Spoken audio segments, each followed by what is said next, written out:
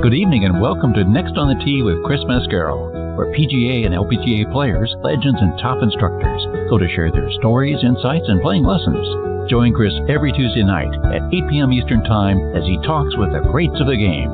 Tonight's show is sponsored by the French Lick Resort, Ben Hogan Golf, the PGA Tour Superstore, 2 Under, the Salt Creek Golf Retreat, TaylorMade Golf, the Bobby Jones Apparel Company, and Superspeed Golf. Now, here's your host, Chris Mascaro.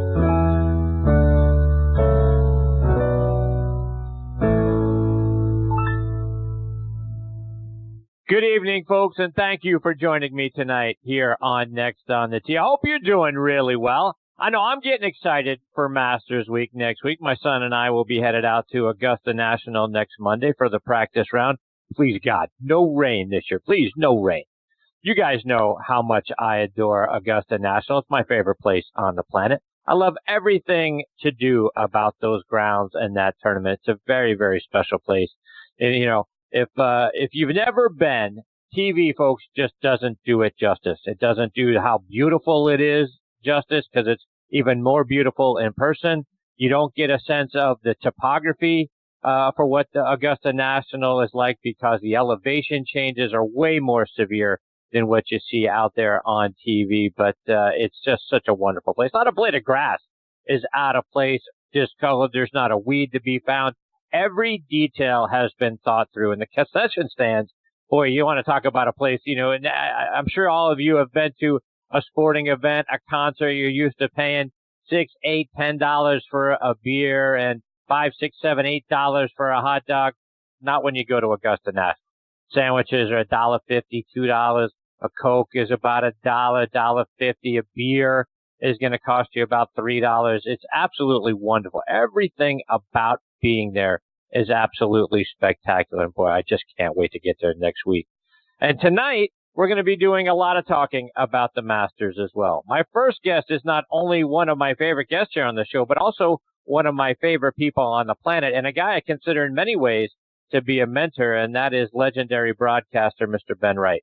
Looking forward to having Mr. Wright back on the show, talking about some of his favorite Masters memories. Want to get his thoughts on the big three and why he thinks Mr. Nicklaus and Mr. Player were able to have so much success at Augusta National over such a long period of time. About 40 years, those guys still very competitive. But Mr. Palmer's success there and in the majors confined to that 6-year period of 1958 to 1964. Want to hear about his thoughts about that, who he thinks is going to win this year, and so much more. And it's always such a privilege to have him as part of the show. Can't wait to do it. He's going to join me here in just a few minutes. Following him, I'm going to get a return visit from TaylorMade Golf CEO David Abeles. TaylorMade brand and their players off to a great start so far this season. Dustin Johnson has a couple of wins. We all see how well Tiger is playing. Rory McIlroy just won the Players' Championship. Ricky Fowler a little bit earlier this year. He made the switch to the TaylorMade TP5 golf ball, and then he got over the hump at the Waste Management Phoenix Open. So a lot to be excited about with the TaylorMade guys so far this year. So we're going to hear about that. We'll talk about their great new equipment for 2019, including their M5 and M6 drivers and irons as well, plus advancements they've made with their golf ball line. They're doing a lot of great things. We're going to hear all about it when David joins me a little bit later on in this half hour. Then we'll round out tonight's show with a return visit from the voice of golf, Peter Kessler. Peter is another guy who means a great deal to me. When you talk about great hosts and great narrators, well, you know what? Peter's the GOAT, my friends. Go online to his website, peterkessler.com, and check out some of the classic interviews and videos that he has posted on his site recently. I'm going to be talking with Peter about them. He's got a couple of really good ones with Sam Snead and Jack Nicklaus. We'll talk about that. We'll get his favorite Masters memories and who he likes to be on top of the leaderboard come that Sunday evening. Peter's going to join me about 45 minutes from now. So a lot more great stories and information coming your way tonight on this edition of Next on the Tee. And again, thank you so much for tuning in and taking the journey with me tonight. Before we get started, I always like to remind you about my good friend Mitch Lawrence and his podcast, Talking Golf Getaways. He and his co-host Darren Bunch, they let you know about great places to stay, play, and even eat and drink while you're there. Again, their show is called Talking Golf Getaways. Moved over to a new site, Golf Trip X, and that's the letter X, which stands for expert. So golftripx.com. Go there, check out their show, and learn about some of the hidden gems, some of the wonderful places that we have to play and stay around the country.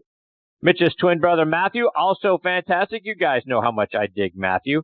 He and one of our more recent guests, Perry French, who joined us last week, they have a great golf show as well called Backspin Golf, which airs Sunday mornings from 8 to 9 a.m. Eastern Time on WLXG ESPN Radio AM 1300 up in Lexington, Kentucky. The show is so much fun to listen to. Matthew's fantastic, and it's a great way to kick off your Sunday morning. Again, it's called Backspin Golf, and you can stream it live by going online to WLXG.com or do what I do, which is download the WLXG app. And folks, you know we are sponsored by the French Lick Resort. Let's hear a word from Steve Rondinero about what they've got going on up there this spring. Play the courses champions play at French Lick Resort. Laura Davies won the 2018 Senior LPGA title on our Pete Dye course. Colin Montgomery won the Senior PGA title here in 2015. For an experience drenched in history, play our Donald Ross course, where Walter Hagen won the 1924 PGA Championship. It's never too early to plan that next buddy trip to play legendary golf at French Lick Resort, the Midwest's premier golf destination. Yeah, folks, be sure to go online to FrenchLick.com to see for yourself what a wonderful place they have up there and to book your stay as well. Also want to tell you about our good friends at the Ben Hogan Golf Equipment Company. Now, folks, if you haven't hit Ben Hogan irons since maybe the 80s or the 90s, do yourself a favor and get a demo iron from either their Fort Worth, PTX, or Edge irons. So go out on the range and compare it to whatever it is you have. And all Ben Hogan irons and wedges are handcrafted one at a time in their Fort Worth, Texas factory. So no mass production, no shortcuts. Now you can order custom-made irons, wedges, and hybrids by going online to benhogangolf.com. And they're going to build those clubs to your specifications. And best of all, charge you a fraction of the typical retail price. Again, check out hybrids, bags, and accessories online at benhogangolf.com. Please also check out our friends at the Bobby Jones Apparel Company by going online to bobbyjones.com. They've got their spring collection out now, and it looks absolutely spectacular. Plan ahead for spring and be among the first to sample their happy hour collection. Got my eye on some of their beautiful polos and sweaters.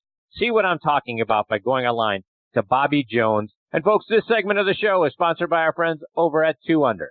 I want to welcome our newest sponsor, 2 Under Men's Performance Briefs, the unofficial underwear of the PGA Tour. Worn by PGA Tour players like Ricky Fowler, David Toms, Jerry Kelly, William McGirt, Jason Kokrak, and Matt Everett, to name just a few.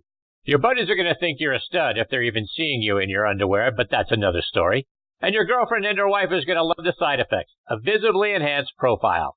The Joey Pouch technology provides the ultimate male asset management.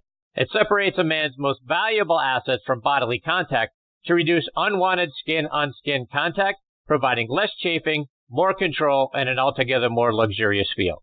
Start every round 2 Under by wearing the coolest performance briefs on the market. Use code ONTHET20 to save 20% off your order at 2under.com.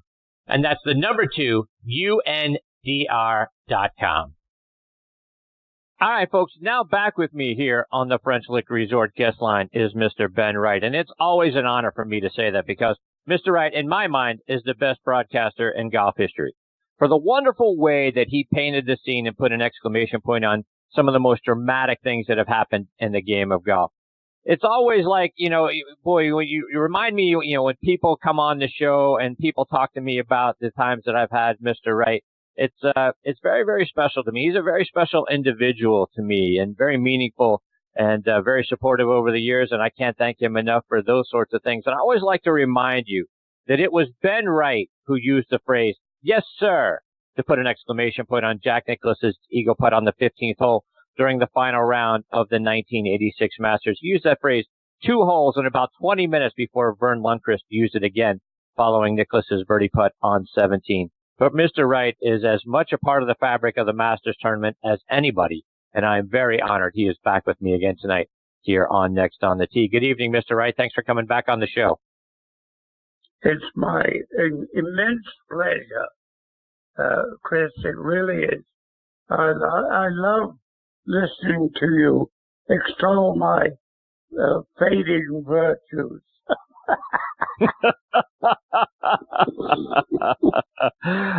It's always my extreme honor to have you here, Mr. Wright. And And before we get into all the other things that are going on around the game of golf and talk about the Masters and that sort of thing, I want to start off by getting an update from you about your course, Cliffs Valley, up there in Travelers Rest, South Carolina. You ready for another wonderful golf season up there? How's the golf course looking? It really is in unbelievably good condition, Chris, because I have who I believe to be the best superintendent in the history of the game, at least from my point of view, a gentleman called Matt Stevens. He doesn't know union hours.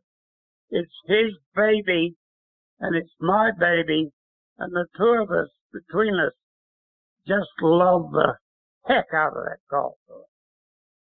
And speaking of your baby, I know you've got the Ben Wright Invitational Tournament coming up a little bit later this summer, coming up in July. Talk about that wonderful event. Well, I won the inaugural Crystal Mountain Invitational with Michael Patrick Shields, a leading Michigan broadcaster who happens to be like a son to me. And they asked me if I could name the event after them, and so I did. And we are going from strength to strength, Chris, and the money goes to the first tee. And it's a very successful event. It's sold out the moment it opens with waiting lists, so I'm really happy about that one. Mr. Wright, as we look ahead, we've got Masters Week coming up next week, and boy, it's one of the most special weeks of the year for me and for so many of us that love the game of golf. I wanted to get your thoughts. What are some of your favorite Masters memories from all the years you were a part of that tournament? Well, obviously, 1986 and the great Jack Nicklaus's incredible victory. But, 1975 is very close up behind it because, it came down to the three guys, Jack Nicklaus, Johnny Miller, and Tom Weiskopf. And all three had a chance to win. But Nicklaus got in first for once, and the other two guys missed their respective putts that could have taken it into a playoff. And that was as exciting as anything I've ever watched in my life. And Mr. Wright, speaking of that 75 tournament, when Weiskopf birdied the 15th hole to take a one-stroke lead, your call was that will be evil music ringing in Nicklaus's ears. Did that just come to you right on the spur of the moment? How'd you come up with that phrase? Yes, everything comes on the spur of the moment, Chris. I don't take notes. All I used to take, my God, it's a long time ago. All I used to take to the tower was a pairing sheet. The rest was off the top of my head. I honestly mean that. And there are people who know me well enough and who were there who will know that is the absolute truth. I never rehearsed a single word I said. Wow.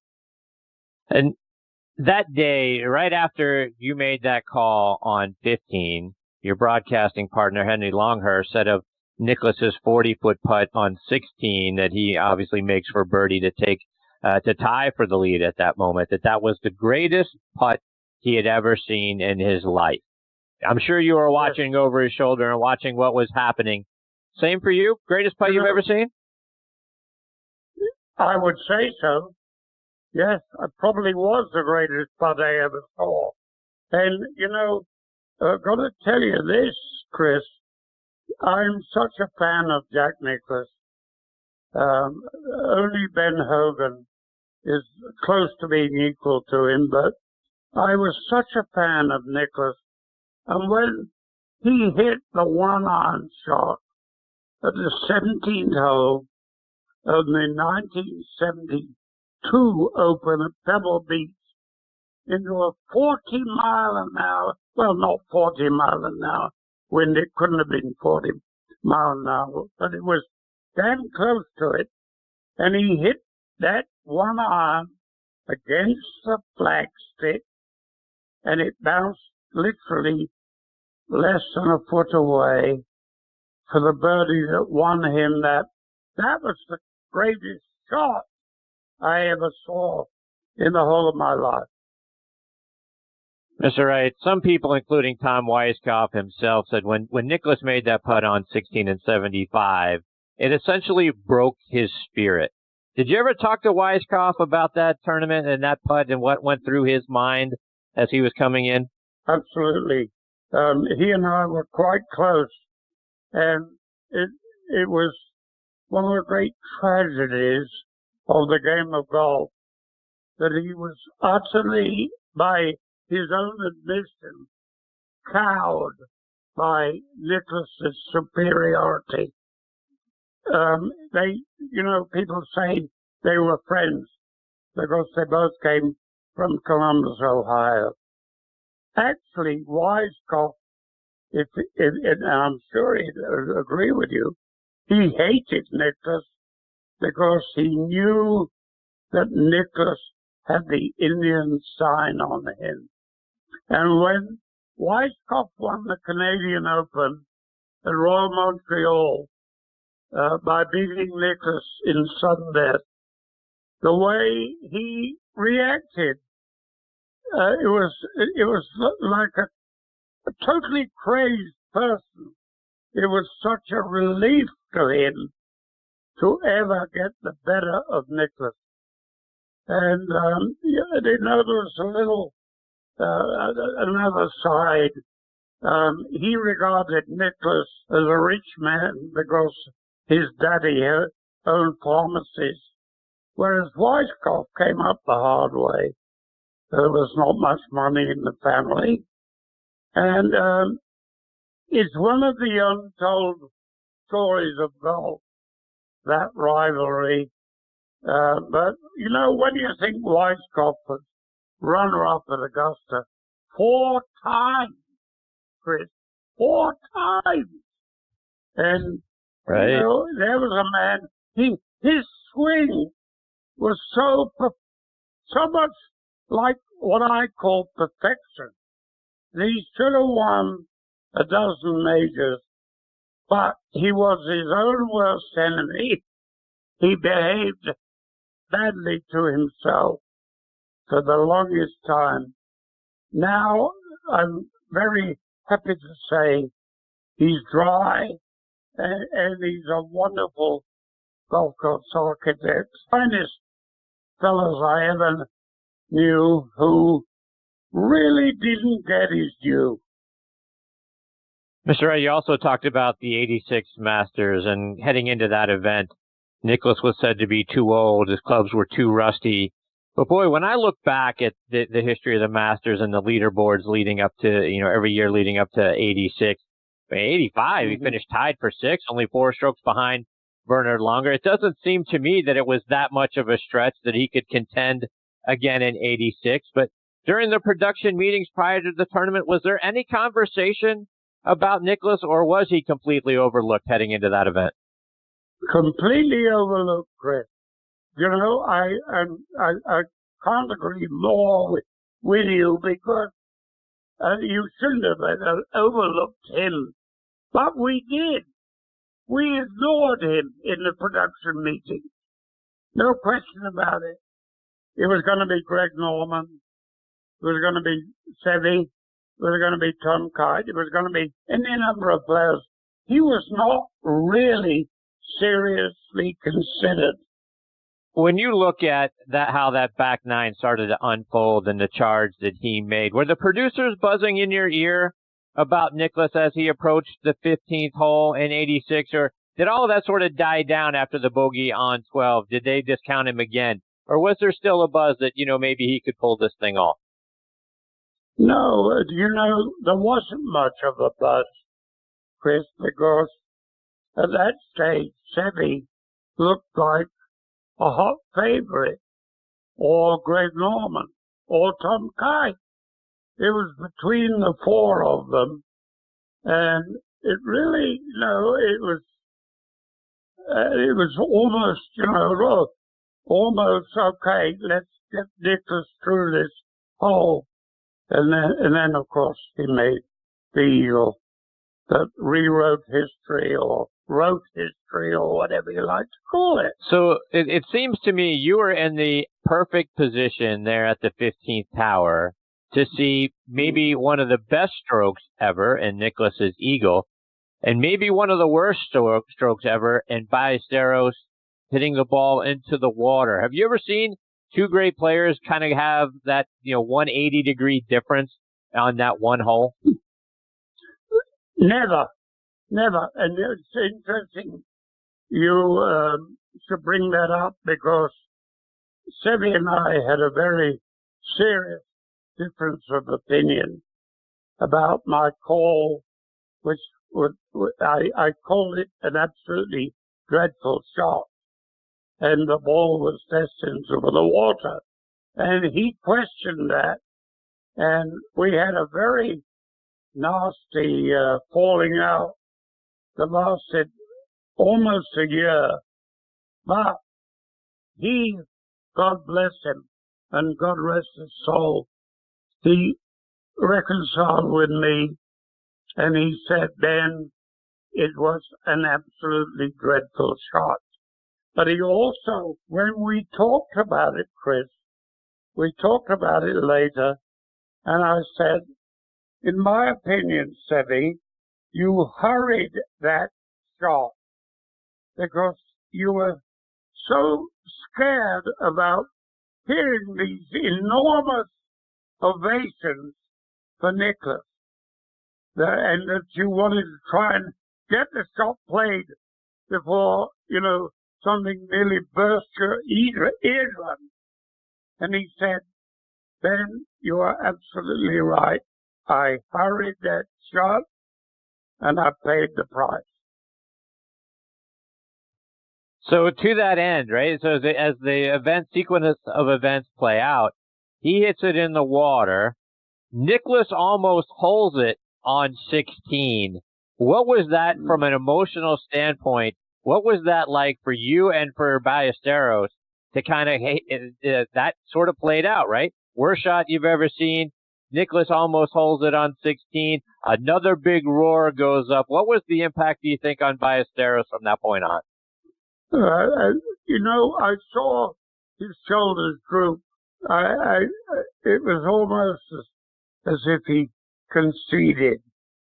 At that time, I was watching him very carefully, and I think that broke Seve in that instance, Chris. I really do. As you watch Nicklaus, you talk about your affinity to Nicklaus, and I'm a huge Jack Nicklaus fan. When you look at the history that Jack Nicklaus had on the 16th hole at Augusta National, it's like that hole should be his. There should be a huge plaque somewhere because of the things that he was able to pull off on the 16th hole. Talk about some of the things that you saw Nicklaus do over the course of your career there at 16. Well, there are so many of them. When I saw him win the British Open at Muirfield in 1966, and I had trained David Thomas, the big Welshman, to get to win the event, and he only finished second, tied with Doug Sanders behind Nicklaus.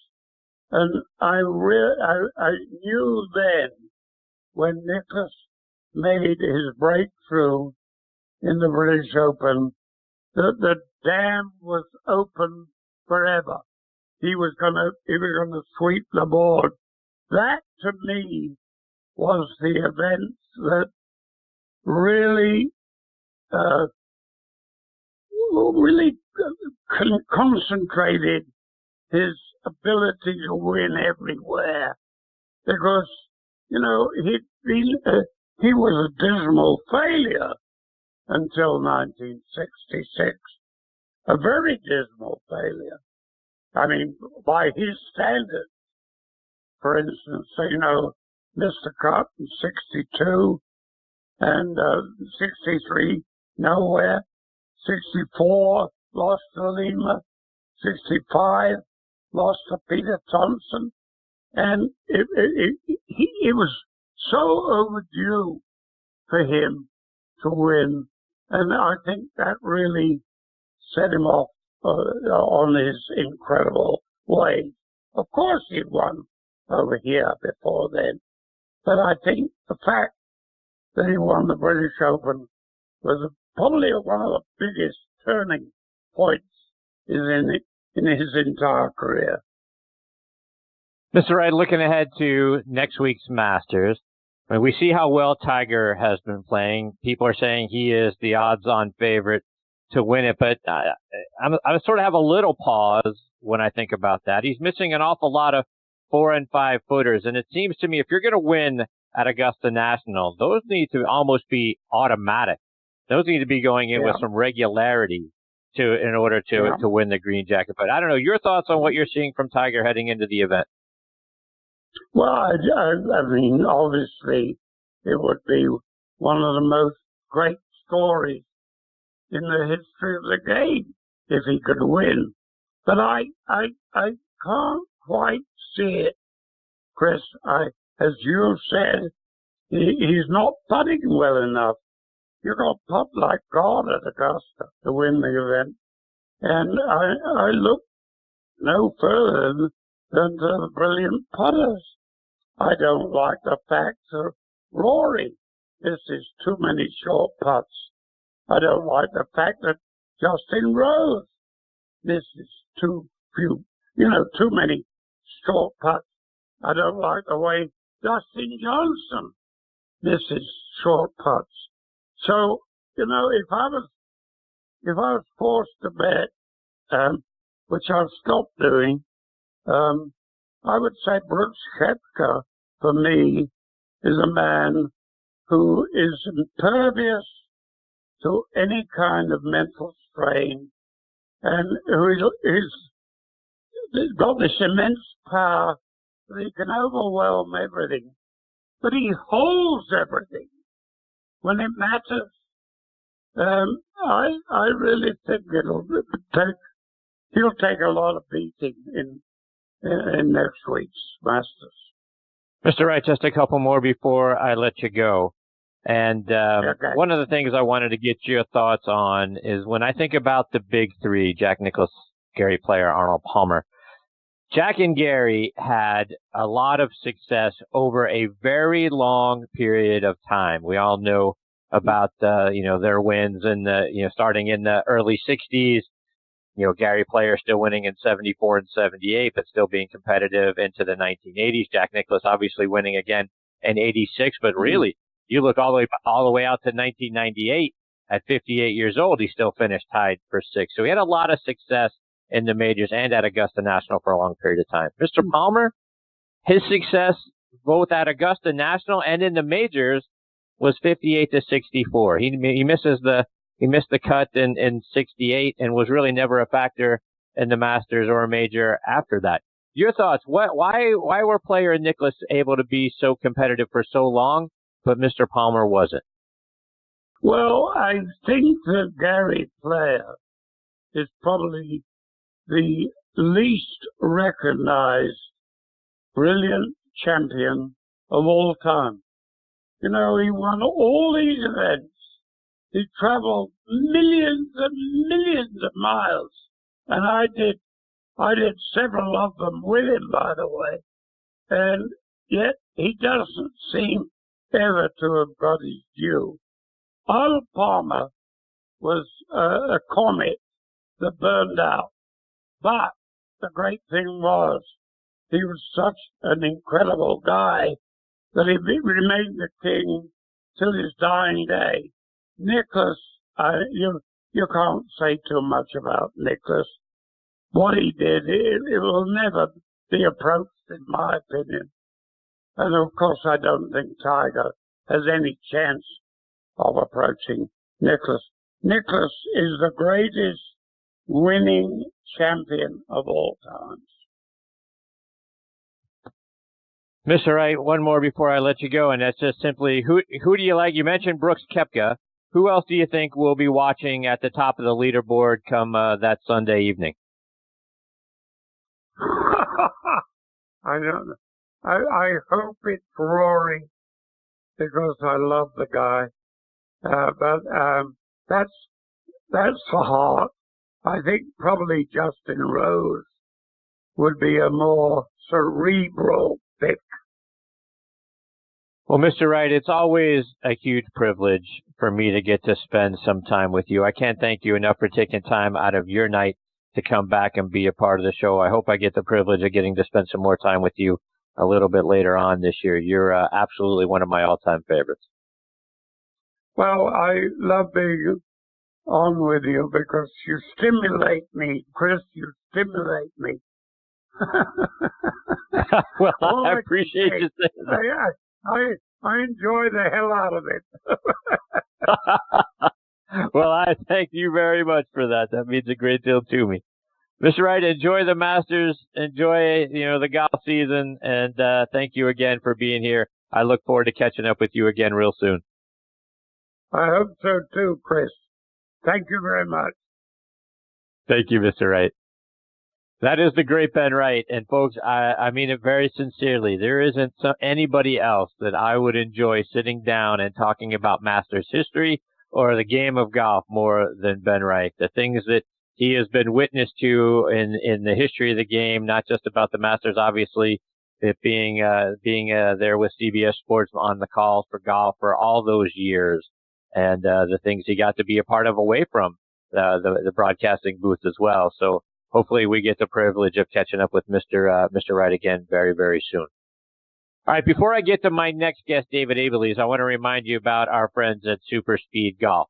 Now used by over half the tour players around the world, Super Speed Golf is the fastest and most effective way to increase your swing speed.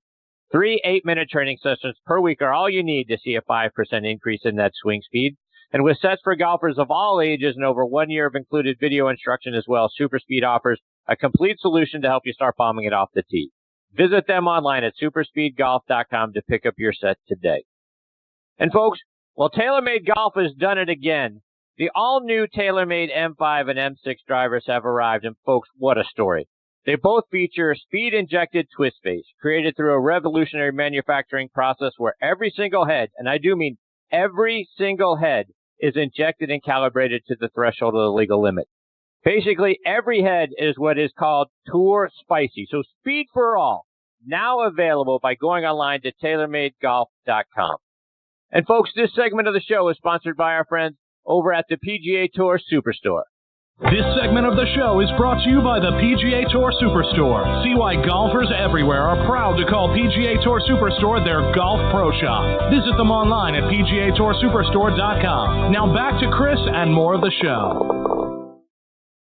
And now back in making his 5th appearance with me here on the French Lick Resort guest line is David Abeles, President and CEO of TaylorMade Golf. And let me remind you just a little bit about David's background. He earned his degree in marketing and finance from the University of Connecticut. He joined TaylorMade as their general manager for their Asia Pacific division, later moved over to be director of sales for North America, left TaylorMade for a little bit for Titleist and Yakushnet Company to become their vice president of sales and marketing, came back to TaylorMade as their executive vice president and general manager, and he took over as CEO and president in February of 2015, and I'm very honored he is back with me again tonight here on Next on the Tee. Good evening, David. Thanks for coming back on the show. Hey, Chris. How are you? Nice to talk to you again. I appreciate you, David. So, David, I tell you, great start to the golf season for TaylorMade. You got so many good things happening. You got Ricky Fowler, who made the switch over to the TaylorMade Golf Ball, got his first win at the Waste Management Phoenix Open a few months ago, got over the hump. That was a tournament he was struggling to get over the hump at. He makes the switch to the TaylorMade Golf Ball. Boom, gets the win.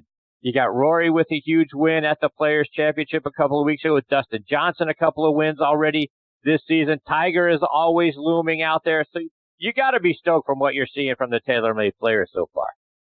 Yeah, Chris, it's been a pretty active early season, and then you got my juices flowing when I was listening to Mr. Wright talk about Augusta National and the Masters, and certainly all the history that he represents there and has experienced there. That was just terrific. So what an incredible interview! Congratulations to you and Mr. Wright. That was awesome.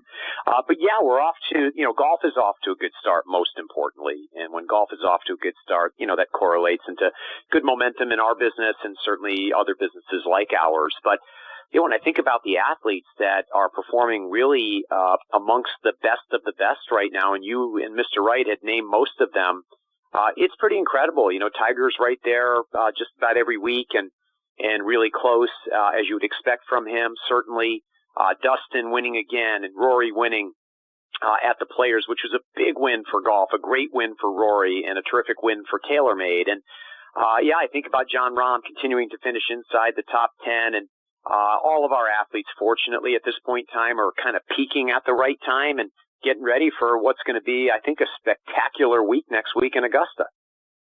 So, David, I want to talk about your thoughts about Augusta here in a minute, but I want to talk a little bit more about your equipment and the things that TaylorMade is doing, because the M5 and the M6 drivers are absolutely outstanding. I really love the M6 that I'm playing now, and the speed-injected twist face that you have there. Talk about the technology and the things that have made this year's version of the drivers that much better.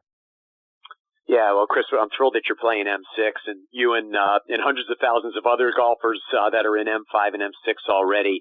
This product, and I think we talked about, the advancements of technology last time I was on the show, and that every year, companies like ours are challenged to find something new to improve performance. And as I've shared with you and many of your listeners in the past, the mission of our company is very clear, which is to be the best performance golf brand in the world. And really why we exist is to help golfers play better. Well, one of the ways to help golfers play better is by getting equipment that is either higher performing for them or better fit for them. Well, M5 and M6 are two products that, quite candidly, we have been thinking about for many years. We just really weren't certain how we were going to build them. So we kind of reverse engineered our thinking, not just the technology, but our thinking about 36 months ago. And we said, every major manufacturer is working within the governance of the United States Golf Association in the R&A, meaning there's a rule book of how you can design equipment, and balls can only go so fast off the club face, and club dynamics can only perform at certain levels, whether it's size or speed or characteristic time or inertia values, and that every manufacturer, including TaylorMade, for literally the last 30, 40 years have been trying to design golf clubs to get them as close to that legal limit as possible so that you can optimize performance. And in the manufacturing process, when you try to design something as close to the legal limit as you can, you actually have a bell curve where on the left side of the bell curve, some products come out of the process where they're actually not as good as what you intended them to be. Some come out right where you intended them to be, and then kind of most of them are right in the middle. So we got together about 3 years ago and we said, okay, what if we kind of change the orthodoxy here? What if we try to design every one of our new drivers at some point in time in the future? We're actually going to design them past the legal limit. And then we're actually going to construct face dynamics where we can tune every individual driver, literally test every single driver that we make. And to put that in context to your listeners, we make millions of drivers a year. To test every single driver and actually inject those drivers and get them right back to the legal limit. So there's no longer a bell curve, that every driver that ultimately we make will be right at the legal limit. And you use the term in the transition from Mr. Wright to me about tour spicy product. Well, there's a saying out on tour, which is, hey, we're very fortunate as PGA Tour players because TaylorMade definitely tests all of our drivers, and then they sort them out, and they make sure we get the ones that are right at the legal limit. So those are spicy for us, and then everybody else will get something really good, but we're getting the ones that have been tested and actually thoroughly evaluated to ensure that there are no compromises in Tiger Woods' bag or Dustin Johnson's bag or Rory McIlroy's bag. Well, we said, well, that's good, but that's not exceptional, and we strive to be exceptional. So what if we design past the legal limit? Every club gets tested and injected right back to the legal limit, so there is no difference in coefficient of restitution. There is no difference in CT time off of the entire face, whether it's in your bag, Chris, my bag, or Dustin, or Tiger, or Rory. And so that's what we were able to do, and to build and construct that process, and to be able to build a production line that can test every single driver head, because as they come off the line, they're all past the legal limit. We inject resin into the toe and heel ports. You can see those. If your listeners have seen these two orange plugs on the face, those are actually injection ports where resin is going in to tune each and every driver right to the legal limit. So some may have a gram of resin in the toe, a half a gram of resin in the heel, or the opposite, but every single head is identically positioned so that it's right against the legal limit. And then it's serialized so that we know whomever buys any of those heads exactly what we injected in each port, and that goes up into the cloud, and it's this new wave of construction for TaylorMade. So it's been an incredibly exciting time. The driver not only works better in terms of its speed, it works better with twist face, so it's straighter. The inertia values are higher. They are the two best drivers on the market today, and certainly the two best that we have ever made.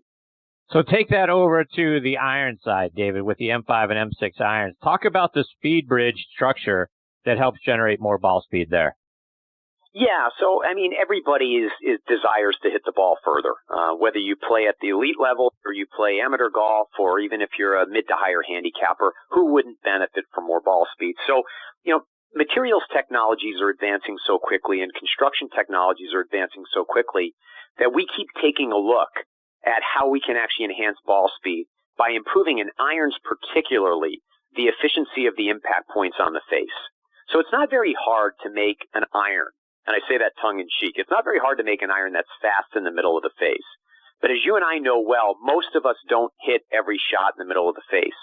So we actually work on the structure of the iron to firm up what we call the rigidity of the perimeter walls of the iron. So if you look at perimeter weighting in the iron, in M5 and M6, you see the back plate. There's a perimeter weight.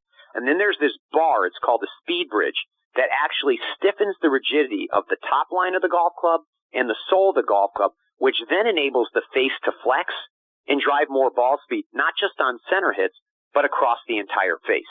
And as a net result of that, we're getting a couple of things. One, certainly the ball is coming off faster, so you may now hit a 7-iron where previously you hit a 6-iron. We can maintain the lofts in the iron, so it's important. You can make an iron go further by taking loft out, but it's very difficult to make an iron go further and higher. And we've been able to do that. It's got to go further. It's got to go higher. So the loft configurations, we're able to stay the same. And then importantly, how do we make it more forgiving? And SpeedBridge then enables us to kind of build more inertia value, toe and heel, to create stability in the face, and then ultimately be more forgiving on off-center hits. So M5 and M6 are terrific. M6 is the hottest iron right now for game improvement in golf in the United States. We're seeing that right out of the gate, so we're very excited about that. They're longer. They're faster, they're more forgiving. And then the important piece, Chris, and you can't miss on this, and this is what I really think differentiates TaylorMade from others. We sound test with our sound engineers to make sure they not only sound very, very good, but the sound then correlates to how they feel. So you can do a lot of things and address certain variables, but you're going to not necessarily find the complete product that sounds and feels the way you want them to sound and feel. We're able to accomplish that with the SpeedBridge technology that changes the structural dynamics of the M5 and M6 irons. So take that a step further, David, because it is interesting to me how much sound means to folks, right? It's a confidence thing. Everything about the clubs impacts our ability to play them. Whether you're looking down and you see an iron, or you see a driver and you see a head that you have confidence in just by the sight alone, and then by the sound. If a club works really well and it hits you straight and far, but the sound isn't right, it's going to turn people off and you're going to lose confidence in it and not want to use it. Talk about why sound makes such a difference to us. Yeah, Chris, you are so right. You're right on it. And what you just described is precisely what happens when companies really don't address every variable in golf club design. And that's candidly one of the things that we actually have a higher degree of intensity about, I think, than most. Because if you don't sound engineer products, the worst experience you can have is, you know what? Boy, my ball flight looks good, my speed looks good, my launch conditions look good off the driver, but it sounds so bad, I don't want to put it in play. And so if you actually try, any of your listeners, go out and test different manufacturers. You'll get different sound off of each manufacturer. What most golfers really don't know is that 90% of what you're feeling is auditory. So when something feels really good off the club face, 9 times out of 10 it's because you got the frequency right and the sound so that correlates into what you're actually feeling. 90% of what you feel is auditory. And that's why it's so important. So it isn't just get the sound right and it'll feel good. You have to get the sound right for it to feel good. And you can't really make it feel good if it doesn't sound right. So we have literally a slew of engineers. They are sound engineers that all they work on is internal rib structures, internal composite structures, different use of materials to ensure that the sound reaches the optimum megahertz across not just one iron. So in particular, the 3-iron ratios need to be different than your pitching wedge because the resonance of the product when you hit it is different. It vibrates differently. So we actually have to sound engineer every iron. We have to sound engineer every driver. We have to sound engineer every fairway wood, every rescue club to ensure that you get that tailor-made feel. And that's what we've done in both of these new products. David, I want to move over to the putters because the Spider X putter is really helping guys like DJ and Rory. And there was some of the knocks that have been about Rory over the last few years is, boy, if he could just get his putting right. Well, boy, his putting sure is right now. Talk about the advancements that you've made in this year's Spider X putters. Well, it's funny you mentioned Rory. I was with him just last Monday when he was getting ready for the match play, and I said, "How you doing, pro?" And he said, "You know what?" He said, "This putter is the best putter I've ever put in play." And you're right, his sight lines are fantastic. He's rolling it great. He's winning golf tournaments, and trust me, he will contend. And I think he's got as good a chance as any to win next week at Augusta National. But the Spider product that I think most of your listeners are very aware of is the one that we launched 3 years ago. We called it Spider Tour. We painted it red. Jason Day put it in play. John Rahm then put it in play. And it became really the craze not only out on tour, but it quickly became the number 1 played model on the PGA Tour and still is to this day, Spider. And then it became the number 1 selling model in the marketplace. And so one of the things we do, and you and I have talked about this at length, is, all right, well, that's good, but what does the next 2 or 3 years look like, and how can we make it even better? So one of the things we've tried to do, there's a few things, I'll start with the first one, is try to make the shape in the new Spider X even more appealing than the shape of the Spider Tour. So it's slightly smaller. But one of the things you compromise when you go smaller is this concept of inertia again, which is stability. And putters absolutely have to be 100% stable at impact if you really want to hold your lines. So what we did is we actually carved the core out of the Spider X putter and replaced the core from steel and titanium and filled it with composite. So on the sole of the Spider X, one of the things that makes it look so cool is this composite core. Then we took tungsten weighting and put it in the toe and heel in the back of the putter. So we were able to get the inertia values actually higher than the Spider Tour. So the first thing we saw was we made it smaller, we made it more aesthetically pleasing to the eye, and we've made it more stable. Okay, check the box, we're moving in the right direction. The second thing we try to do, and we've been able to do this, is change the insert technology a little bit. We went from a 3mm polymer insert with our True Roll technology, which you're well aware of, which is Pure Roll, so the ball gets rolling faster. That was an innovation that came from TaylorMade. We went from a 3mm insert to a 5mm insert, which gives you better sound and softer feel. And Jason helped us with that. John helped us with that. Rory helped us with that because they love the click, but it can't be too clicky. It's got to be soft and clicky. There's kind of a combination of formula that you want to get back to our discussion about sound testing. So we got the feel even better, so the putter feels better. And then importantly, if you look at the putter from top down, and specifically if you're looking at Rory's putter, it's copper, and it has what we call True Path technology. So True Path is essentially a white sight line that really the optical engineers, so not just sound engineers at TaylorMade, the optical engineers were able to identify the best and most appropriate way to establish a sight line that gives you a better alignment aid to the hole. And that's exactly what True Path does. So when you see that beautiful copper and white True Path, or Dustin's working right now to put a navy blue putter in play with white True Path, he's working on that. When that happens and you see that, it just helps you putt better. And Rory noticed it immediately, went right into it, and his alignment's been better. And Rory's always been a great putter. The common misconception about Rory McIlroy from the media is that he's not a good putter. Rory's a great putter. We just needed to get his alignment a little bit better to make him an exceptional putter, and that's precisely what's happening right now. So anyway, it's a beautiful, beautiful product. I think it's the most beautiful putter we've ever built, and it's becoming very quickly the hottest putter in golf. So we're excited about that. David, a couple more before we let you go, and I want to move over to the golf balls now, because the TP5 and the TP5X are outstanding golf balls. And as I mentioned a little bit ago, I don't think it's a coincidence that Ricky Fowler made the switch, and then all those years of coming close at the Waste Management, suddenly he gets over the top and gets a win. Talk about what's new about the TP5 and TP5X golf balls this year. Yeah, Chris, for years we've been in the golf ball business, and we're making what we call very good performing products that we've been very proud of. But I remember coming back to our company 4 years ago saying, this company is better than just being good and being proud of our products, that in every category we compete in, we've just talked about metalwoods and irons, and we've talked about putters, but even into golf balls, we have to make the best performing golf ball in the world. And so the first thought around that was, well, multi-layer golf balls are good, but 5-layer golf balls we can do more things with. So we can optimize launch speed and spin off the driver all the way through the bag, and certainly retain the spin and feel qualities on short pitch shots or putts around the green. So that was the first solve with the first generation TP5, TP5X. Our testing over the past few years has essentially enabled us to work on the cover formulation of the product to improve it, which then enabled us to get the aerodynamics just a little bit better, so the product is launching a little bit higher and going a little bit faster. So what your listeners will see in TP5 and TP5X is a golf ball that is taking the best aerodynamics in the game in the TP5 construction and dimple pattern, and now making it launch about 1 degree to 2 degrees higher, and ultimately reducing spin just a touch and improving upon the aero. And when Ricky tested it, I mean, this was a big, big moment in time for our company. Ricky Fowler had played a competitive golf ball his entire career since he was a kid.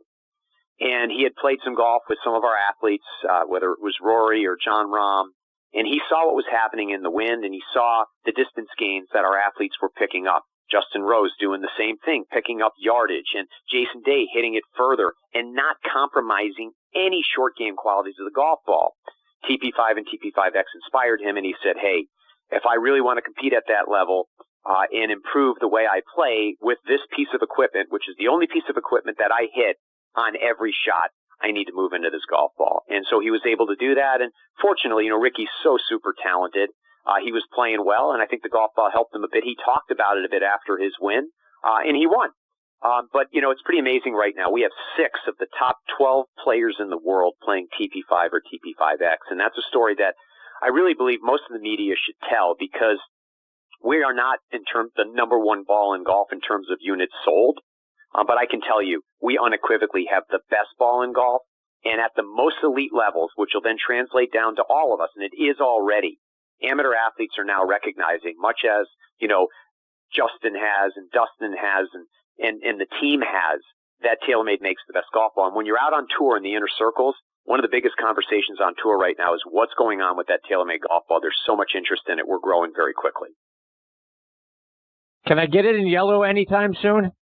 Yeah, for sure. The TP5 will be available in yellow. We just launched a version of the TP5, really cool, called TP5 Pix, which Ricky helped us launch, which is a 12-pole configuration with visual technology that is just really, really cool. So you can go to TaylorMadeGolf.com and you can take a look at that, or you can go into your local retail stores or golf professionals and take a look at TP5 Pix, which is absolutely just one of the coolest things you'll ever look at. And it's a great alignment aid, and also the visual tech is just very easy to play. So you may see some kind of cool things come out on tour in and around Pix in the future as well.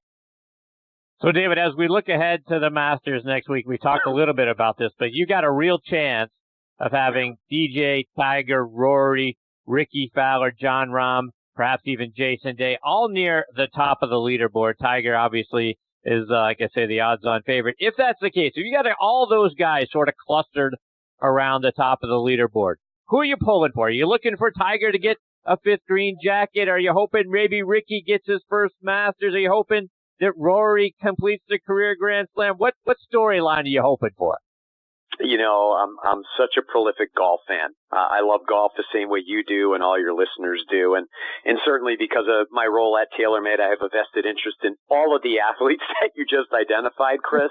Right. And what's interesting, and I'm very humbled by this, as is our team at TaylorMade. We have personal relationships with all of our team. And so, quite candidly, what would be a perfect scenario for us is a 6-way playoff with all of those athletes, and whoever wins, wins.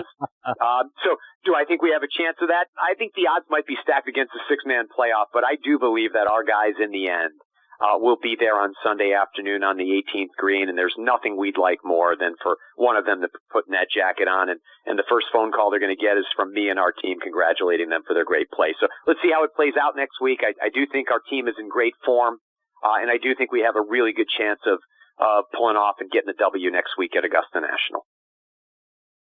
David, as you know, we have a large military listenership here on the show, and you guys have a wonderful military discount for our veterans and our active military personnel as well, their spouses, family members. Talk about what you guys do for our military.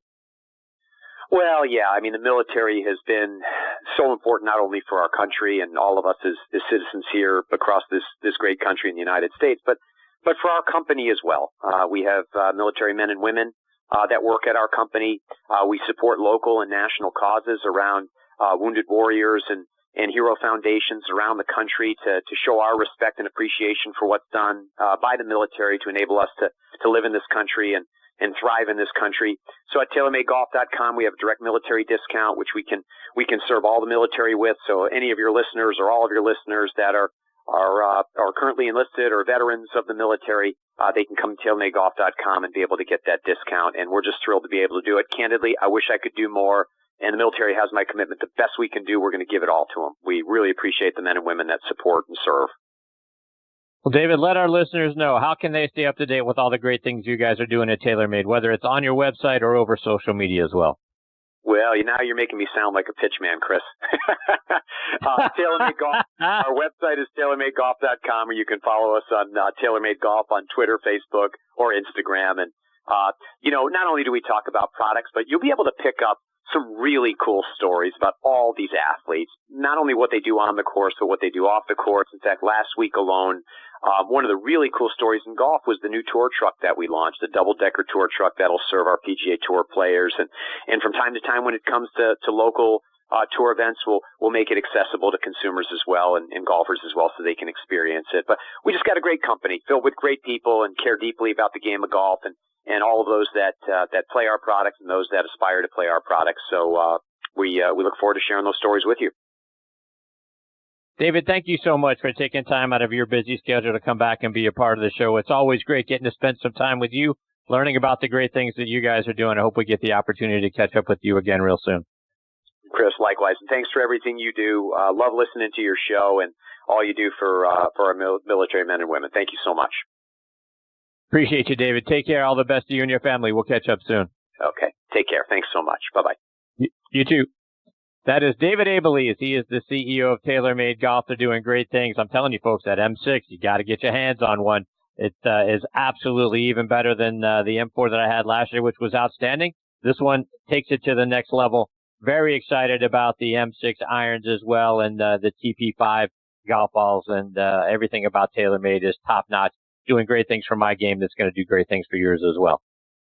All right, we've got my next guest, Peter Kessler, hanging on the line. Going to get to Peter on the other side of this real quick station break. Hear PGA and LPGA legends, pros, top instructors, and media members from around the country sharing their stories, insights, and playing lessons every week right here on Next on the Tee. Take it away, Chris. And now back with me on the French Lick Resort guest line is one of my all-time favorite guests, and that is the voice of golf, Peter Kessler. Be sure to follow Peter on his Facebook page and over on Twitter at Peter Kessler. Also be sure to check out Peter's website, peterkessler.com, because he's got a lot of great video content and some really fantastic interviews that he has done posted up there as well. And nobody knows the history of the game of golf better than Peter does. And among the great quotes that you'll hear about Peter, and I always like to share these two with you. If you weren't fortunate enough to see Peter's show Golf Talk Live when it was on the Golf Channel, it was by far the best golf talk show ever.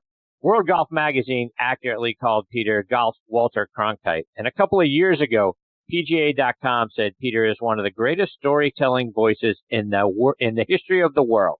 Great quotes, and I couldn't agree with both statements more. And very excited to have Peter back again with me tonight here on Next on the Tee. Good evening, Peter. How are you, my friend?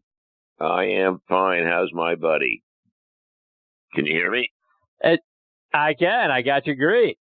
So, Peter, I got to tell you, I love the videos that you've been posting both out on Twitter and social media and on your website as well.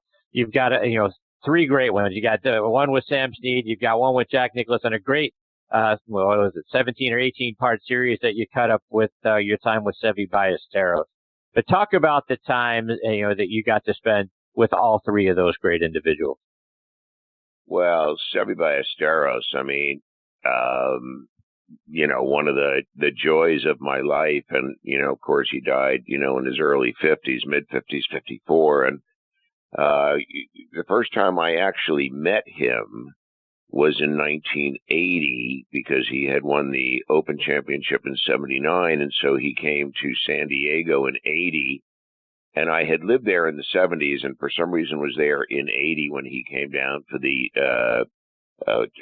Tournament of Champions, which was held at La Costa, where I had been a member and the club champ a few years before. And Seve didn't speak any English then. And when he was so long, people just, the things that people don't know about some of these guys are just so stunning. He was so long, it was ridiculous. The 18th hole at La Costa in those days was, and still is, a very long, really hard uphill par 4 into the wind that, if you were a 5 handicap or better and you played from the back tees, you would have, depending on the wind, well, you could have a 5 wood down to maybe 4 iron. It was a lot of club. So Tom Weiskopf, I watched him hit his drive on 18. This is 1980. And then he hits 3 iron up to the green on 18. Seve's in the next group hits 3 wood off the tee and 8 iron onto the green. His swing speed was so incredible in the way that it gathered pace through to the finish line, not to the ball, but way past and up and outward and around. It was just the most unbelievably free action, very Tiger-esque of the early Tiger, when Arnold used to say about him, he has the best release I've ever seen.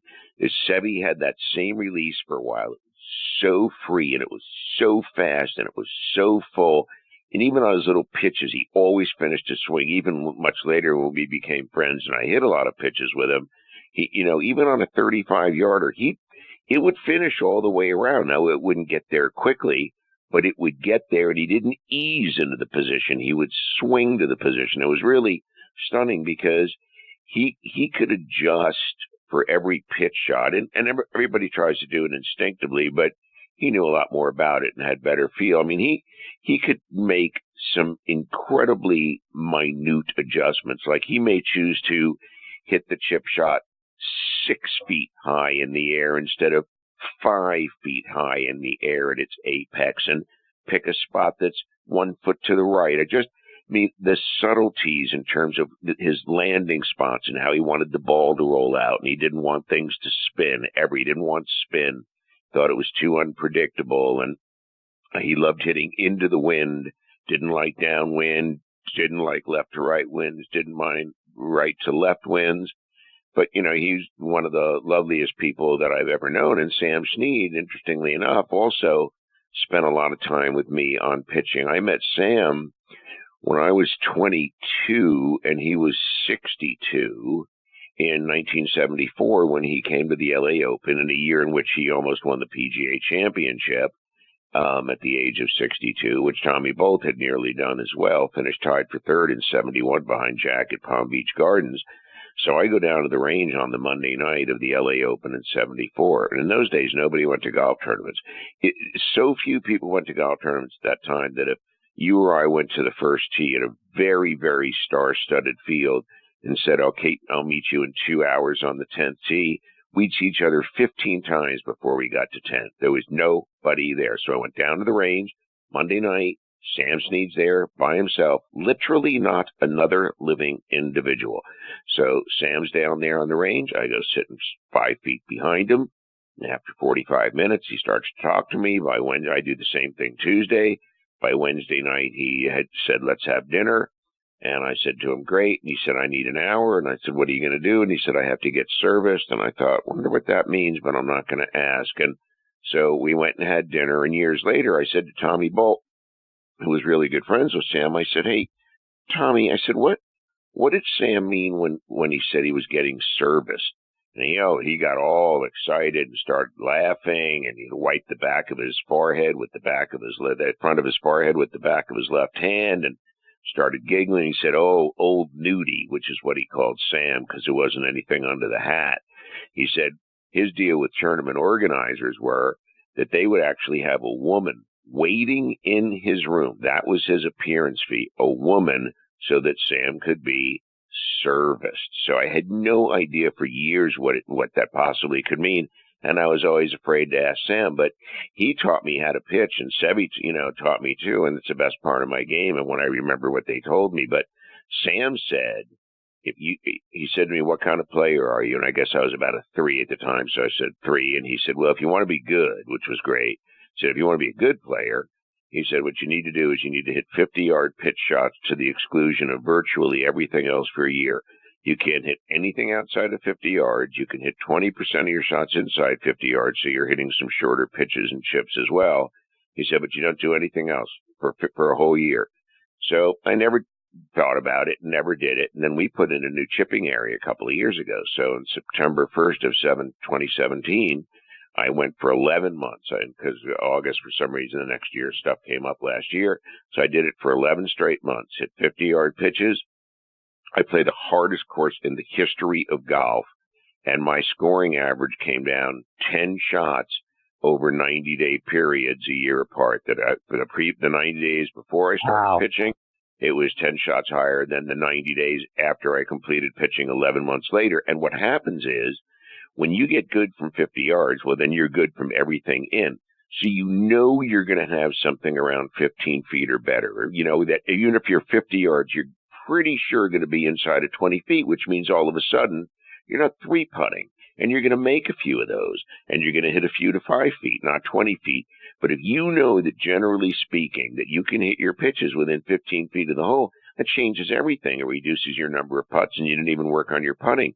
And then you have fewer bunker shots, and then you have fewer double chips. I mean, it's just an astonishing thing. And then the 50-yard swing actually becomes your real swing. It's just longer and fuller, but it's already on track. And so something inside you just lets you know to just keep going in both directions. You're not going to just make the 50-yard swing, but it'll be just it'll feel the same. It'll just like a putting stroke from 50 feet feels different from one from 5, but still feels the same. Just that, it's going to have more beat to it, or it's going to be longer. So fascinating spending time with both of those guys. And Peter, to your point about 1980 and with Seve Ballesteros, when I was watching some of the conversation, he talked about his Masters victory in 1980, and people may not remember that being his first one, but it was a 4-stroke victory over Gibby Gilbert and Jack Newton. He had a 7-stroke lead going into the final round, a 10-stroke lead going into the second 9 that nearly almost evaporated because he bogeyed 10, he doubled 12, and another bogey on 13. Talk about what he shared with you about that day and about that Masters event. Well, I mean, my strongest memory of that is that I had moved with my wife, Janet, on our 1-year anniversary in June of 78 to London. And so I started going to the major championships. Unfortunately, I missed Jack in 78 right after we moved and had to watch it on TV from London, but I didn't make that mistake again. And, but in 1980, I was in, London, and you couldn't get the Masters on television then. So my mom lived in L.A., and I called her at about the time I figured the leaders were making the turn, and she put the phone next to the television, and I listened to Seve's whole back 9 through my telephone in London, which was an extraordinary bill when it finally arrived. And I listened to the whole thing, and then I talked to him about it later, of course, on a number of occasions. And I said, what was that? And, it sometimes, he said, what you would say? He said, he said, I don't know what happened. He said, I just don't know what happened. He said, it's such a big lead. He said, I started thinking about other things. I was thinking, that I won the Masters. And he said, and then I had the trouble, and he called it Amen Corner.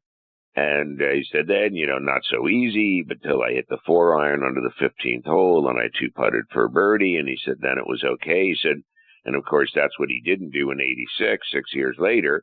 Again, he decided to hit 4-iron, which was probably the wrong club, because he tried to hit a soft cut, and he decelled, which is exactly what recreational players do when they have too much club in their hand. You go, oh, I'll hit a 3/4, but you really don't, because you ease into the 3/4 position instead of swinging to the 3/4 position, which is exactly what happened to Seve. He kind of eased into it instead of swinging and making a little bit of a cut move on it. And so, there he was in the same situation twice. One time it works out. Second time, also had a lead, and it didn't work out. But, he knew it was the Golden Bear in front of him. In 1980, you're not worried about Gibby Gilbert. But in 1986, you're fully aware of who Jack Nicklaus is and what he's done, and you're playing right behind him, and you're watching him make, 6 birdies and an eagle, and so that's 7 holes under par out of the last 10 that he played. So that fully had Seve's attention, too, in '86 when he got over that shot. But he just celebrated too early, because when he hit the 6-iron into 13 and he got all excited with his brother and they were celebrating and the ball was in the air and he's going, Fantastica, Fantastica. And of course it was Fantastica. It finished 6 feet from the hole and knocked the sucker in, and then all of a sudden for the moment he was in control, but he admitted that he just celebrated way too early, and it's, hello, Jack Nicklaus, and he's still Jack Nicklaus.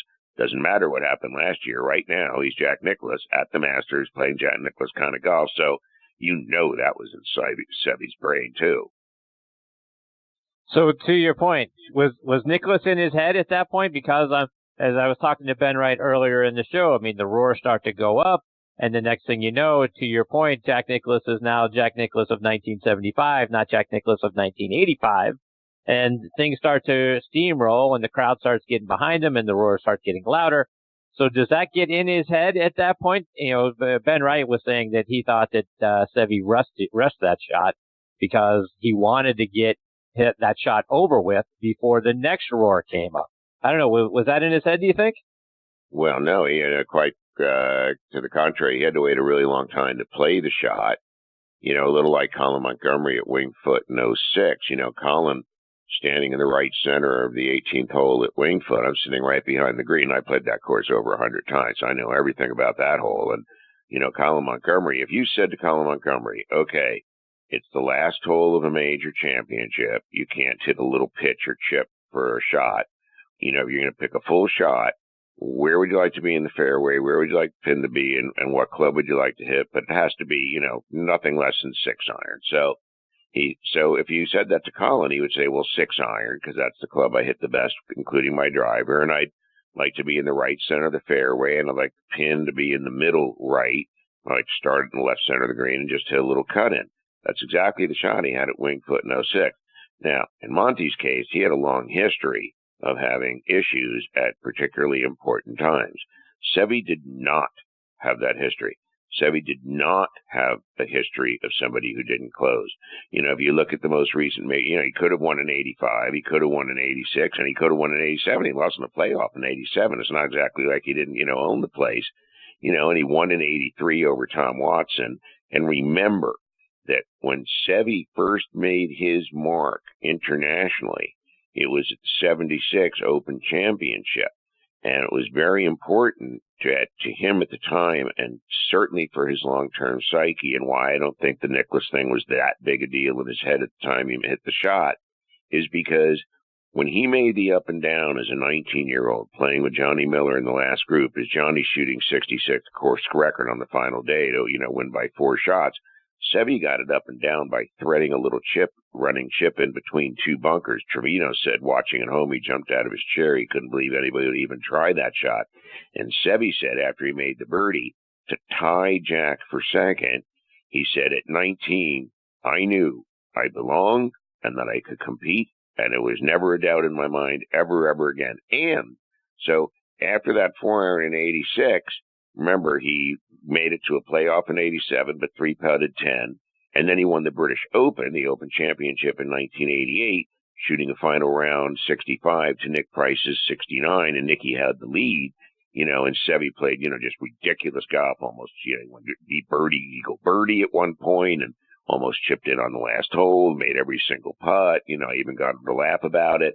But, I think I would say, yes, he was certainly aware, but he certainly didn't have a history of hitting bad shots in critical situations. So it's, it could happen to anybody. I mean, Jack sure didn't do it much. Arnold did his share of it. Lee Trevino did his share of it. So, everybody has that. It was just so magnified because it was Jack, and because Jack was 46, and because he hadn't won a major since 1980. And it's Seve, arguably, well, not even arguably at that time, probably the most beloved player in the world in 1986. I mean, Jack was past his prime, and, Greg in 86 was popular, but Seve was more popular and a better player. And, and he was the handsomest guy, and he was the sexiest guy, and he was the coolest guy, and he had the most charisma, and he was the most fun to watch. And, so every single, if you could pick anybody that you could have every single thing of you be like him, somebody playing on tour, then, it would have been Seve. Peter, you mentioned Mr. Palmer a moment ago, and obviously he won 4 Masters, but your book ended 58 to 64.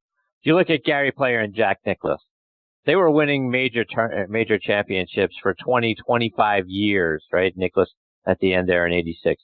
But Arnold was great, but for a very short period of time. Why do you think Palmer wasn't able to extend the career and end up winning more majors as you got into the 1970s and maybe even into the late 1970s like Gary Player was, and then Nicklaus into the 80s? Well, I would say 3 things. I would say Jack Nicklaus arrived and was playing the best golf anybody had ever played exactly when Arnie became the king. And 2, Arnie started to have some frailties with his putting as early as 63 when he was only 33 years old. And at 34, after he won the Masters in 64, he was definitely having issues with his putting that would last, well, for the rest of his life. He became tentative at times and left it low, or his grip pressure in his right hand was a little firm, and so he'd miss it on the high side with a little too firm just outside the edge instead of just inside the edge of the hole. And, so the combination of Jack coming along, the erosion certainly in his own head of his ability to hold every critical putt was now no longer firmly in place. Now compare that with Jack Nicklaus. Now Jack Nicklaus at almost 80 is as steady over the putter on a putting green as he was when he was 25. He is as good a putter now as he has ever been. You watch him in the par 3 tournament, it's a freaking joke. I mean, his putting is so unbelievable. I remember talking to Sandy Lyle, who played with Jack in 86, which, most people don't remember who he played with, but he played with Sandy Lyle, who, of course, would win the Masters, with that great up and down out of the fairway bunker on 18. Sandy said to me that Jack's putting stroke in the final round of that 86 Masters, he said it was like watching something in a place where they make tools, or a place where there's an assembly line and that there are pieces that move. He said it was like watching, a steel, the movement of a watch. It was like watching something being constructed in an assembly line, but human hands weren't involved. He said the space through the sky that the putter traveled and how close it stayed to the ground, and the pace of the forward stroke, and the fact that there wasn't acceleration, there was an increase to a speed, like you're driving down the highway and Jack would get to 55 and he would keep it at 55. A lot of guys decelerate and go 50. A lot of guys accelerate and go 65. Well, if you go 65, you're going to miss it on the high side and long. And if you go 50 instead of 55, you're going to miss it on the low side. And if you miss it on the low side on fast greens, that means as the ball is dying, it's dying away from as opposed to towards the hole. You know, when your putt is dying the last few feet, you want it dying towards the cup from the high side, not from the cup going now falling away from you. Now it's 3 feet, now it's 4 feet, now it's 5 feet. So all of a sudden Arnold had some of that going on too. So so Jack had a stroke, you know, that, you know, is really, you know, a once in a lifetime kind of thing. I mean, Jones felt that he lost his putting at the first round of the Masters. Now, he had retired from competition 4 years earlier, but on the second hole he played on the first day of the first Masters, he went, uh-oh, guess who lost his putting touch? And never got it back again. Gary Player got to keep his. Tommy Bolt could still putt in his 90s. Jack can still putt and he's almost 80. Gary Player definitely, yeah. I mean, just Gary Player putt as good today as the day that I met him, than the day before, than 25 years before that. But Arnold lost his stroke. A lot of guys lost their stroke at 34. You know, Tom Watson, you know, had trouble at 34. Sam started having trouble at that age. Hogan lasted longer. People accused him of having trouble, but the trouble was later. It wasn't early. It was later when it didn't count. You don't win 9 majors if you're not a great putter. You don't win 3 majors out of 3 majors played in a calendar year if you're not a great putter from 5 feet. It meant he was making everything. That means you're lagging everything right up to the edge of the hole and leaving yourself nothing, which defines Jack Nicklaus's putting. You know, the great thing about Jack was that no matter how long the putt he left himself, he never left himself like another one. There was never a second putt. It was always just to tap it into the hole. There was not a lot of strenuous stuff, except at U.S. Opens where you might have to hit a chip or a bunker shot, or you couldn't leave the putt stone dead because of the slope that it was on. So he had a lot of 5-footers, and that's how people who grew up with him remember him as, being locked in over a 5-footer, really steady. And we found out later that what he was thinking was that the reason he stayed over it so damn long was he was waiting until he agreed with himself that he was now going to find no possible way to miss the putt, that there was nothing he could do that could cause him to miss. Once he knew that for sure it was going in, then he would make the stroke. He and Weiskopf were partnered in the Ryder Cup one year. They're playing a best ball match, so either ball can play. So Weiskopf's got 10 feet. Jack's got 15 feet on the same line. So Tom says, "Do you want me to move my mark?" So Jack said, "No, just pick your mark up." And Tom said, "What do you mean?" And Jack said, just pick your mark up. And Tom said, "Well, what do you mean?" And Jack said, "Rack your cue. I've got this." And Tom said, "But you're 15 feet. I'm closer." Jack said, "There's no possible way I could miss this putt." Jack knocks in the 15-footer. One day I said to Jack, "So how many greens did you hit in your prime?" And he goes, "Well, I did 16. He said, "So I didn't really ever work on my short game because I knew I was only going to have 2 chips. And for sure I knew I could chip him to 10 feet. And obviously I'm never going to miss one of those. So, what would I be doing missing a 10-footer? I sat down with him one day and we could only think of 2 putts, 2 between us, that he missed in his whole career. Well, okay, 3 that mattered. One in 1960 in the last round of the U.S. Open. One at Pebble Beach where he thought the second putt broke towards the ocean on 18 and he had a chance to perhaps go into a tie, but ended up 3-putting. And then the putt that he missed against Watson on the 71st hole at Turnberry, a 5-footer for birdie, and Watson made a putt of similar length. And then, of course, they both buried the last hole, and Watson birdied 3 of the last 4, and Jack had a lead going into the last 4 holes. So Jack kept his stroke. Watson lost his, not too long after he lost to Seve in 84 at the Open Championship. So it all goes back to the root of the initial question, which was fear of Jack. And I say, not really. He thought he belonged with Jack in 76. He wouldn't have had any reason to change his mind in 86 because he'd already won 4 major championships by then, and was already the most successful player in the history of the European Tour by then. So, Peter, to that end, as we start to look ahead to this year's Masters, and Tiger has now become the odds-on favorite to win it. But I have a moment of pause, speaking of putting, because he's missing a fair number of those 4 and 5-footers. We just saw it this past weekend in the match play. Your thoughts about Tiger? Is he the odds-on favorite to win it in your mind? Because I think you got to be a great putter at Augusta National. I wouldn't even really have him on the list, other than the fact that, for some reason, for he and Phil, they seem to be able to not play particularly inspired golf and seem to get around that golf course somehow. I played that golf course. I don't even see how that's possible. I mean, I'm not Phil or Tiger, but I mean, I just, you see some of the spots when you play there where you go, he got it up and down from here. He hit the green from here. He got it 10 feet from here. He made a putt from here. I mean, it's just like you just can't believe it. So, so Tiger can slop it around a little bit, but, slop means, but I'm putting like a genius. You can't slop and then not putt good, because then you end up with slop. Slop plus genius putting equals a good score. Plus sloppy putt, sloppy plus sloppy putting is nothing good. So I mean, based on recent form, I certainly am not impressed. I mean, it is still the person Tiger Woods. It's just not the player Tiger Woods. And so, it's easy to get the two confused. I think he looks a little stiff. I don't think he looks particularly comfortable. I do really like his golf swing. I really, really like his golf swing. And I don't see, and I don't believe for 2 seconds that putting bad last week means putting bad next week, or vice versa, unless you're Tiger in his prime, and unless you're Jack Nicklaus in his prime, unless you're Arnold Palmer 58 to 64. I mean, to define yourself as a great player, you have to do 2 things.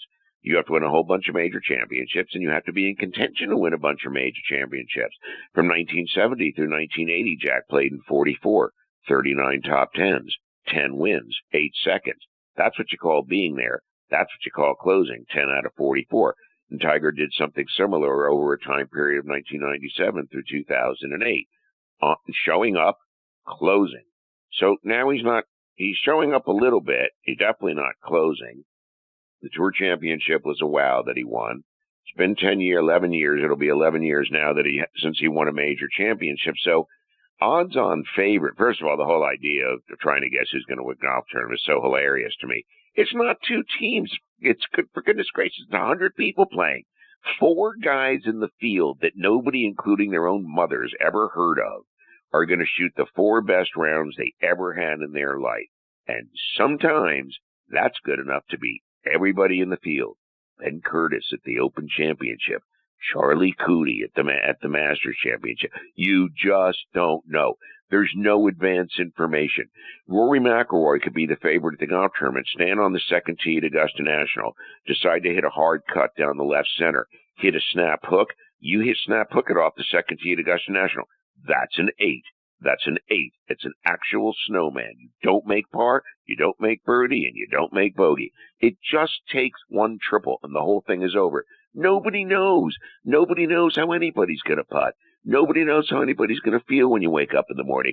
Do your fingers feel fatter today? Do the grips feel different today? Does your tempo feel off today? Do you feel a little off from because of something you might have eaten last night? Is something creeping into your mind that shouldn't be? We don't know any of those things. That's why they play. It's not the Super Bowl where you say, okay, Tom Brady, and he's this age, but he's really had a great season, and the other teams could be intimidated. And this quarterback's, maybe a good young quarterback, but he's never been in the Super Bowl before. So I like Tom Brady's chances in the New England Patriots, and they've already won 5. You can at least have a discussion.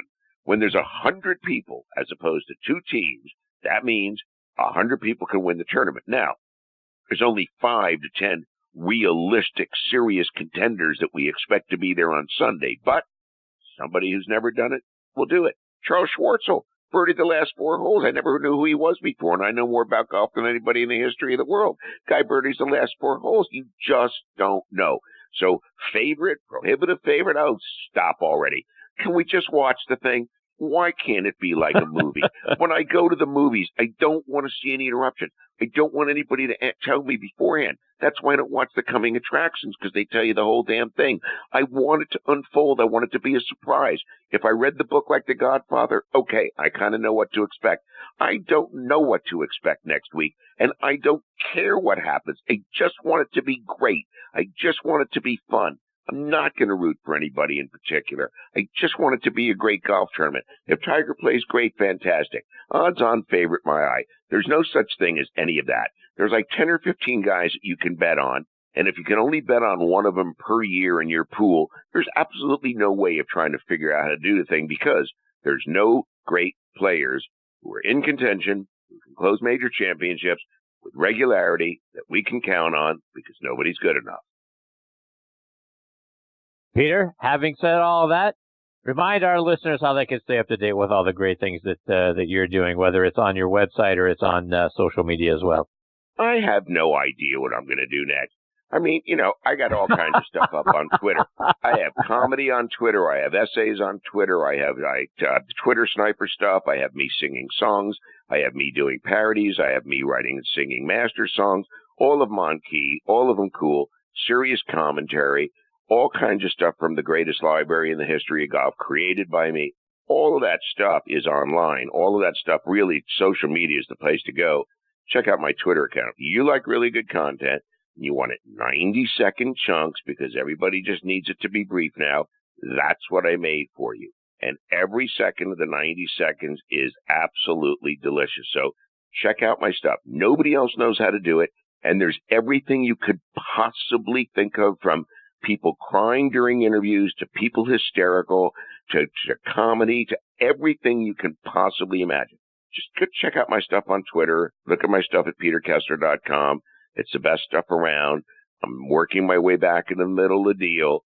So if you like me, that's good news. If you don't like me, Glenn Fry of the Eagles said to me one day during a round of golf, he said, Petey, now that you're on TV and doing this, he said, what you need to know is if 10% of the people don't like you, he said, that's the right number. He said, you don't want everybody to like you. He said, 90%'s the number. He said, so if 90% like you, don't worry about the other 10. Believe me, I do not worry about the other 10. Yes, I can attest to that. Peter, you're the best, my friend. Spending Tuesday nights with you is always the best. Thank you so much for continuing to be a part of the show and come back as often as you have. You're a national treasure, and I can't thank you enough for being here. You're my guy. I love you, buddy. Take good care of yourself. You do the same, Peter. All the best to you and your family. I look forward to catching up with you again soon. Goes both ways. I told my wife and son you wished them happy birthday. I didn't forget, and they were appreciative. I appreciate that. Take care, my friend. We'll catch up soon. Thank you. See you, Peter. That is the great Peter Kessler. Again, peterkessler.com, at Peter Kessler on Twitter. It just doesn't get any better. And he's right. The content, the videos, the things that he is doing, absolutely spectacular. All right, folks, time for me to put a bow on this episode of Next on the Tee. My sincere thanks go out to Mr. Ben Wright, David Abeles, and Peter Kessler for joining me tonight. Please give me your thoughts. Check out our page over on Facebook, Next on the Tee with Chris Mascaro. Give me a comment. Give me a like. That's very important to me. Plus, also check out our website, nextonthetee.net. On there, you'll be able to see who some of our future guests are going to be. Plus, we link back to our page over on Podbean, so you can stream or download any of our archive episodes for free. Take us with you on your smartphone by downloading the Podbean app. Please also check out our sister show on the football side, Thursday Night Tailgate, with me and my co-host Bob Lazzari, plus our announcer Joe LaGianusa. That show streams live every Thursday nights right here on Blog Talk Radio from 8 to 10 p.m. Eastern Time. Plus, you can also stream us on just about any of the podcasting sites out there. This show and Thursday Night Tailgate. Like I say, Podbean, Spotify, iHeartRadio, Audio Boom. You can also check us out on podcast.co, a new site that streams a lot over across the pond, as they say, over in England, but also you can stream it here as well. So please check us out on both sites. On Thursday Night Tailgate, we're joined every week by 5 NFL legends who come on and share their stories from their playing days and give us their insights into what's going on around the league now. Plus, we also highlight 2 players doing great things in their communities in our Spotlight on the Positive segment. That show website, ThursdayNightTailgate.com, and again, this one, nextonthetee.net. Folks, thank you again for choosing to listen to this show tonight. We know you got a lot of podcast and golf content available to you. We really appreciate the fact that you are making Next on the Tee a part of that. Until next week, hit 'em straight, my friends.